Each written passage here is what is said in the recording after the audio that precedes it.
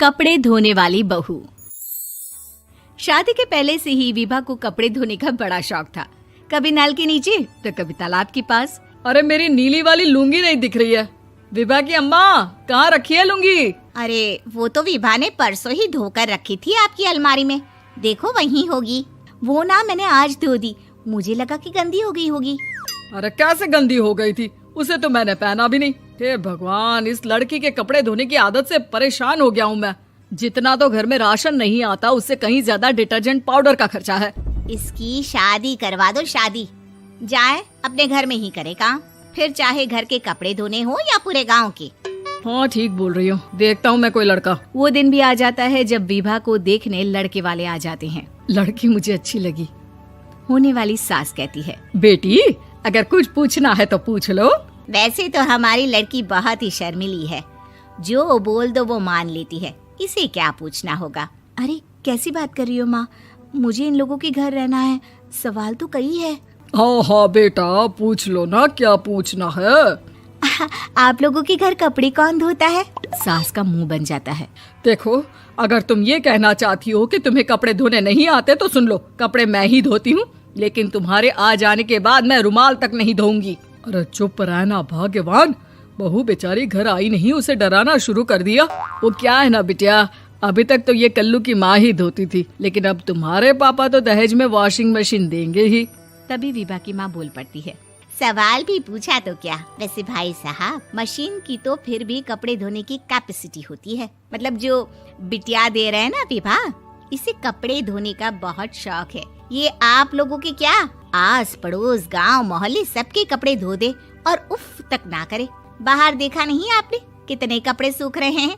सब हमारी बिटिया ने ही तो धोए हैं। बस भी करो ना माँ, शर्म आ रही इतनी तारीफ सुनकर। और तो और एक दाग निकाल कर दिखाओ तो मान जाओ। हाँ अच्छा, माफ करना बेटा, मैंने गलत समझा। हमें तो रिश्ता बहुत पसंद है। और ऐसे जुड़ जाता है रिश्ता कपड़े धोने का शौक रखने वाली विभा का। उसकी शादी हो जाती है कोयला फैक्ट्री में काम करने वाले कल्लू के साथ। शादी के बाद अचानक विभा चिल्लाती हुई सास के पास आती है। सासू माँ, अरे सासू माँ कहाँ है आप? ये तो धोखा है, धोखा दिया आप लोगों ने मुझे।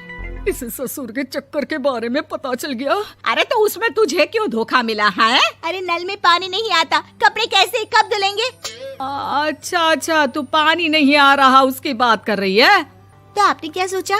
कुछ नहीं। अच्छा, तेरी माँ ने कहा था कि कपड़े धोने का शौक है तुझे, याद आया मुझे। शौक बोलकर कपड़े धोने वाले मेरे जुनून को कम ना आके सासू माँ, कपड़ा धोना मेरा गुरूर है।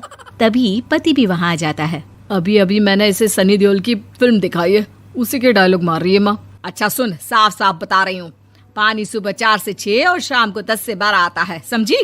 विभा टाइमिंग सुनकर हैरान हो जाती है। ये क्या भूतों का मोहल्ला है? सुबह 4 बजे उठकर कौन कपड़े धोता है? 4 बजे टंकी में पानी जाता है, फिर सारा दिन धोना ना, किसने मना किया? अरे कैसी बात कर रही हैं? 200 लीटर की टंकी में कितने कपड़े धो लूंगी मैं, सुबह ही उठ जाऊंगी मैं। अब क्या था, विभा सुबह 4 से लेकर रात के 12 बजे तक कपड़े ही धोती रहती। एक रोज सास पड़ोस से निकलकर कहीं जा रही होती है कि साथ वाली कहती है, हाँ कल्लू की माँ, जरा ये बताओ कि 2 साड़ी है, 2 ब्लाउज और एक पेटीकोट और एक नाड़े वाला लंबा कच्छा। हाँ तो? अरे तो क्या, कितना लोगी धुलाई ये बताओ। धोबन दिख रहे हैं हम क्या? हमारे पति सरकारी नौकरी से अभी रिटायर हुए हैं और बेटा सुपरवाइजर है कोयला फैक्ट्री में। धोबन समझ रखा है हमें। हाय रे कल्लू की अम्मा, माफ कर दो, वो तो मोहल्ले में यही सब बता रहे थे कि तुमने बहू को कपड़ा धुलवाने के काम में लगा दिया है। सास को पड़ोसन की बात सुनकर गुस्सा आ जाता है। वो घर पहुंचती है जहां घर के बाहर ही इतने सारे कपड़े सूख रहे होते हैं जितने कि किसी धोबन के घर पर। अरे ओ कल्लू की दुल्हन, बाहर निकल। माँ जी यहीं आ जाओ, बाथरूम में चादर धो रहे हैं हम। अरे अभी हम धोते हैं, तुमको बाहर निकलो। ये आस पड़ोस वाले बोल रहे हैं कि हम बहू से कपड़े धुलवा कर उसे कपड़ा धोने वाली बना दिए हैं। अरे छोड़ो ना माँ जी, किन लोगों की बातों में आती हो? आस पास के लोगों का तो काम ही होता है कि वो किसी तरह सास बहू को लड़ा दे। बहू सारे घर के कपड़े धोती है, ये क्या कम है? बोलिए। सास को भी लग जाता है कि वो बहू का ये सनकीपन नहीं छुड़वा सकती, इससे अच्छा है कि खुद ही चुप हो जाए। एक रोज सास और बहू मंदिर जाते हैं, जहाँ सास की साड़ी वहाँ खड़ी भीख मांगने वाली से मिलती है। माँ जी क्या बात है, आपकी साड़ी उस भिखारन से कितनी मिल रही है ना? हाँ हाँ देखो तो, दोनों की साड़ी मिल रही है। क्या बात है कल्लू की अम्मा, तुम खुद को तो अफसर की बीवी बताती हो और ऐसी सिंपल सी प्लेन साड़ी पहनकर घूमती हो। सिंपल और प्लेन नहीं है ये साड़ी। तो क्या सोने के धागे से फूल बने हैं? कुछ भी सासू माँ, कुछ भी। हाँ बने थे इस साड़ी में सोने के धागे से फूल। मेरे पति लेकर आए थे मद्रास से स्पेशली मेरे लिए 10,000 की। ताहे भाई साहब इस भिखारन के लिए भी सेम टू सेम साड़ी लेकर आए होंगे 10,000 की। सास उस वक्त तो कुछ नहीं कहती, लेकिन बहू के साथ घर आती है और अलमारी से एल्बम निकाल कर लाती है। ये साड़ी देख रही है, ये वही साड़ी है जिसे मैंने अभी पहना था।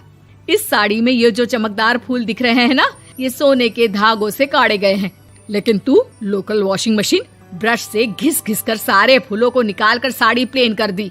मुझे माफ कर दीजिए सासू माँ। और तो और, जब मैंने तुझे तेरी गलती के लिए कुछ नहीं कहा, लेकिन तूने तो सबके सामने मेरा मजाक ही बना दिया। क्यों? बहू को समझ में आ जाता है कि अब से उसका कपड़े धोना बंद।